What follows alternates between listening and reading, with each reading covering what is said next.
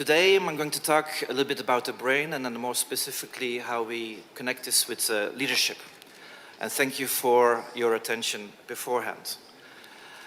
To get started, I would like to quote Yuval Harari, who is a very well-known scientist. This is something he said at the Davos meeting this year.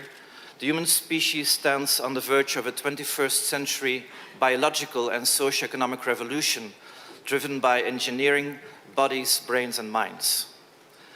That's quite a phrase, right? Let's just focus on one particular part, which is engineering the brain, because today we're going to talk about the brain.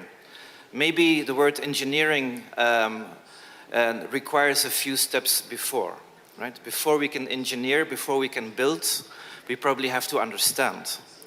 And before we can build, we have to understand the bricks and the mortar. We have to understand how the brain is built. And just as a point of reference, let me show you some numbers.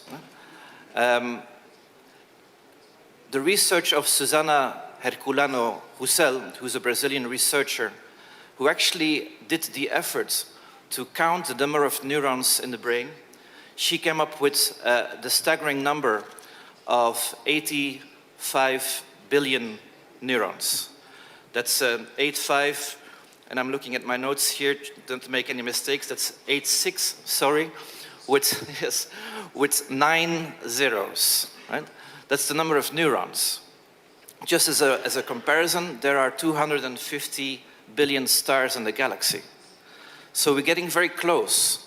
But then if we combine this, if we multiply this number by the number of synapses, which is the interconnections between neurons, which can vary between 1,000 up to 300,000 in the cerebellum, right? But say on average maybe 7,000, or very conservatively speaking 1,000, we come to a number of 86 trillion neural connections. If we divide this by the number of stars in the galaxy, we have about 344 galaxies in our brain. You have literally like many, many galaxies between your two ears. Right? So in order to grasp this complexity, right, we understand that we will need international collaboration, a lot of smart minds working together to decodify this wonderful piece of equipment we have between our two ears. This is where my fascination came from. But now let's turn to the organizations, and that's sort of the topic also of this Gaidar conference.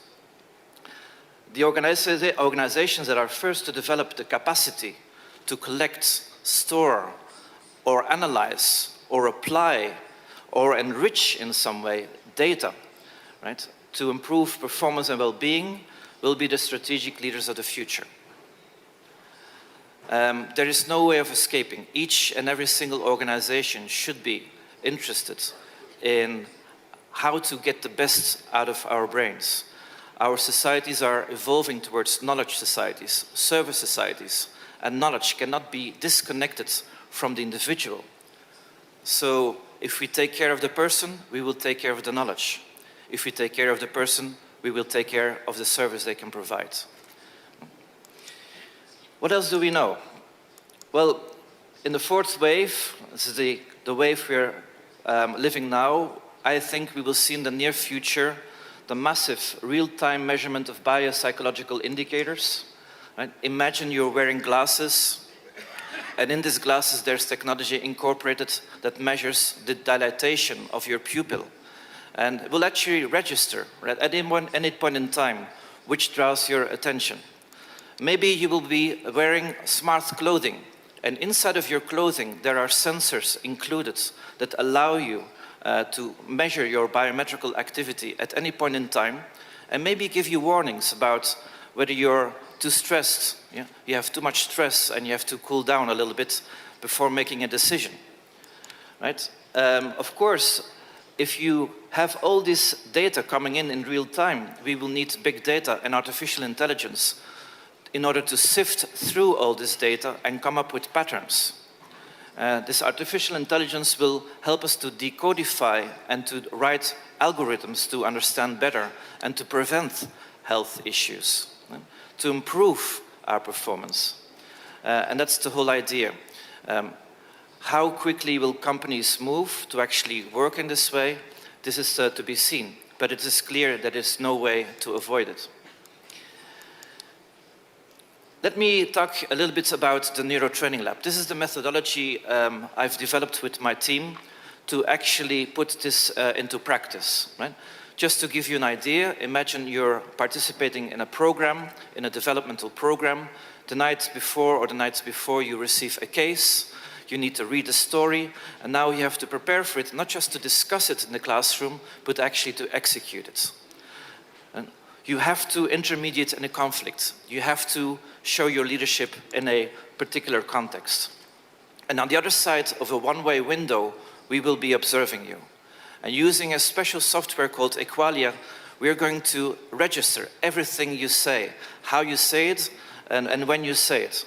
Connecting it at the same time using special headsets to measure your EEG activity, your electroencephalographic activity.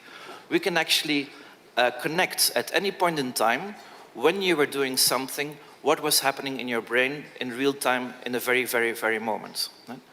This allows us to give a much more detailed type of feedback to people. Right? The feedback that really works, maybe the only feedback that works, is contingent and task-based. What does that mean? Right after doing the exercise, we give feedback to leaders so they learn about what they've done well and learn about what they can do better than the next time. And through a number of sets of Neuro Training Lab exercises, we actually put managers in a real social context and see how they do. I personally believe that as management schools, we have failed. We have failed to develop leadership. You cannot develop leadership by talking about it in a classroom. You develop leadership by doing, by hitting your head against the wall and feeling the blood, right? And correcting and doing it again until you get it all right. This is the basic research model we use in the Neuro Training Lab. We try to predict leadership performance by looking at competencies. What are competencies? These are observable behaviors that are associated with high performance and that can be translated in specific indicators to know exactly what you're doing and whether you're doing it in the right way. But we also know that it is easy to be a leader in time and peace. It is much more difficult to be a leader in times of war. So what we do also in the lab is we deliberately create a stressful environment to see how people deal with this. We work with actors that will respond in an emotional way to see how leaders deal with these emotions. And while we do this, right, we look under the surface and we look more specifically at the activity of the prefrontal cortex, the seat of our personality, the seat also of our deliberate conscious thought. Right? And we look at to what extent are leaders actually self-regulating? To what extent are they focused? Are they showing attention in different moments in time? And very important, we will come back to this, back to this in a moment, we will also measure their levels of metacognition. What is metacognition? It's the cognition about cognition. Right? It's the capacity to look at yourself from a third-party perspective. While you're having a conversation with a person, it's like you're stepping outside of the situation and look at yourself. We found in our Neuro Training Lab, and this is a main finding, that metacognition is one of the best predictors of leadership. So, what have we learned?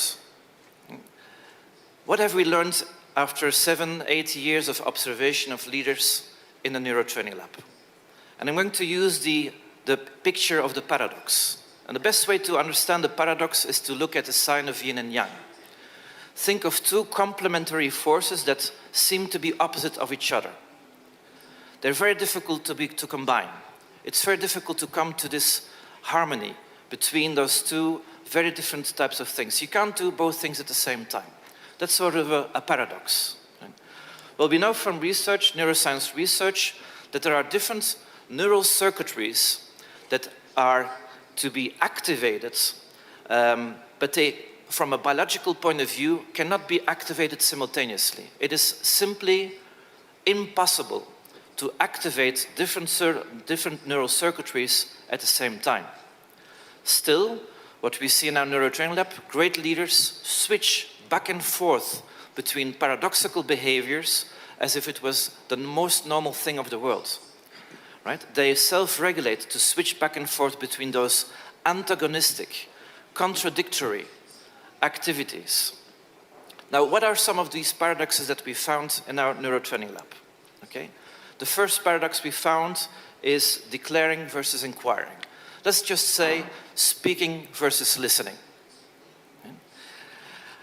A great leader doesn't just talk and talk and talk. A great leader listens. And actually, in our lab, we found that great leaders spend more time listening than talking. Right? Of course, you need to do both, and that's the paradox. You need to speak, of course. What we found, what is very important for a leader, is to frame every meeting and start with explaining the purpose of the meeting. Obviously, to argue, right? But also to engage and show their engagement towards a certain topic. But we also found it's very, very important to have a listening style, to observe, to understand what's going on the other side of the table.